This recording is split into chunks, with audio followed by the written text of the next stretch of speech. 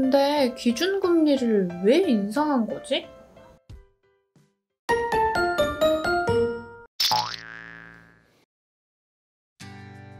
안녕, 나는 서울여대 국문과 강수빈이다. 요즘 쇼핑으로 돈을 너무 많이 썼더니 엄마한테 엄청 혼났다. 그치만 사고 싶은 게 너무 많은걸? 그래도 저축을 좀 해야 하나? 투자도 할 거야!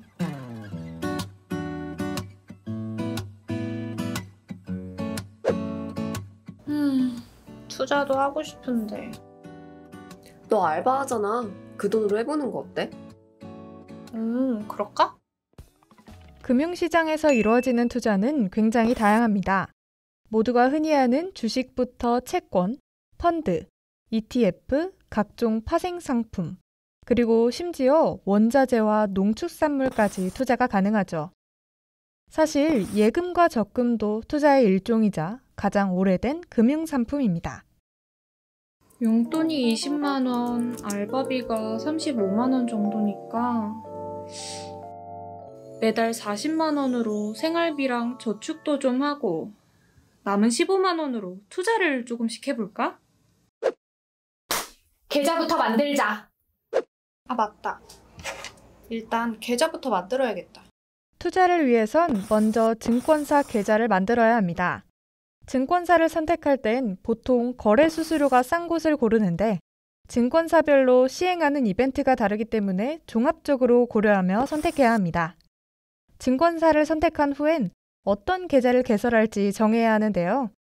CMA 계좌, 종합매매 계좌, 선물 옵션 계좌, 연금 저축 계좌 등이 있습니다.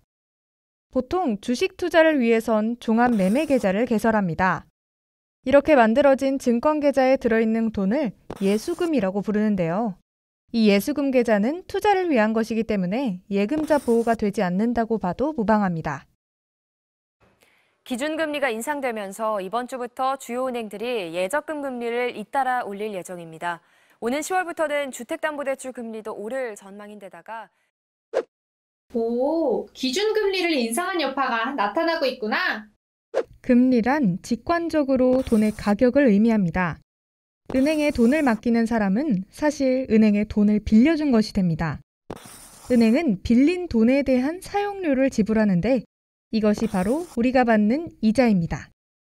반면 은행에서 돈을 빌리는 사람은 마찬가지로 은행에 사용료를 지불해야겠죠? 이 사용료가 바로 대출 이자입니다. 이렇게 빌린 돈에 대한 사용료, 즉 돈의 가격에 대한 비율을 이자율이라고 합니다. 그리고 이 이자율이 바로 금리입니다. 그렇다면 기준금리란 무엇일까요? 바로 한국의 중앙은행인 한국은행에서 결정하는 금리입니다.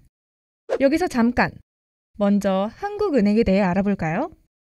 한국은행은 우리와 같은 개인이 아닌 시중은행과 거래하는 은행입니다.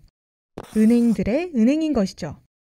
한국은행은 시중은행에 돈을 빌려주고 그 사용료인 이자를 받습니다. 여기서 이 이자를 얼마나 받느냐의 기준이 되는 금리가 바로 기준금리입니다. 그럼 나도 예적금 비중을 늘려야 하나?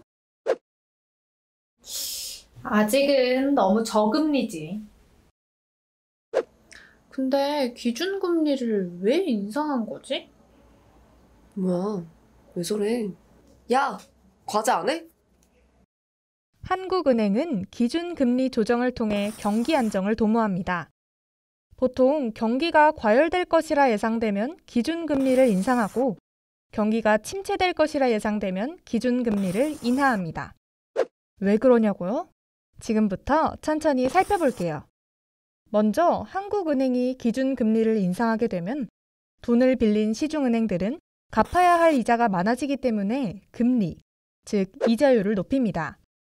그러면 시중은행에서 돈을 빌린 사람들은 더 많은 이자를 은행에 내고 돈을 맡기는 사람들은 예적금 금리가 높아지기 때문에 더 많은 돈을 은행에 넣습니다.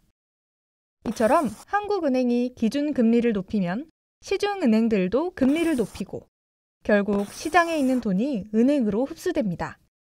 시장에선 이전보다 유통되는 돈의 양, 즉 통화량이 감소하는 겁니다. 시장의 통화량이 감소하면 어떻게 될까요? 화폐 가치가 상승하면서 물가가 하락하게 됩니다.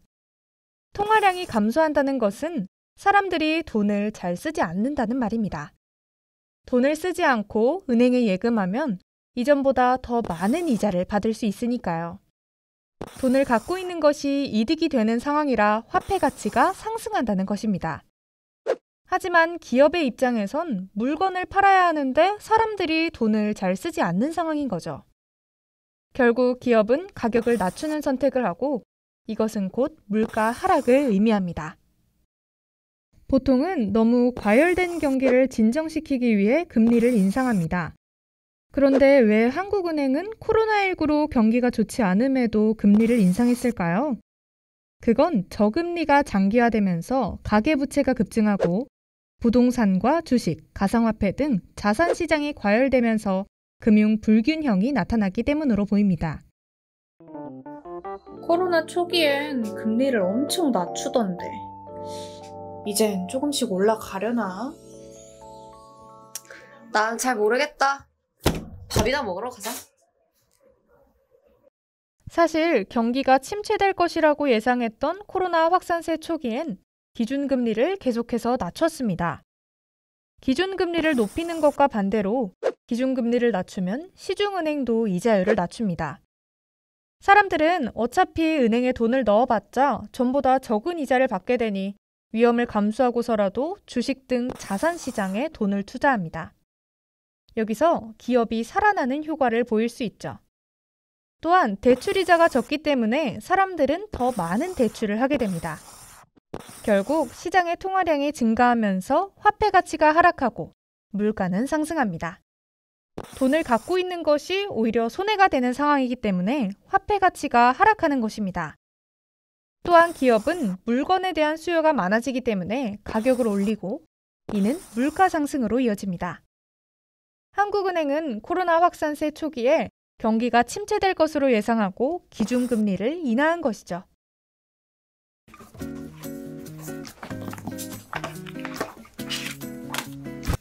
나 결심했어.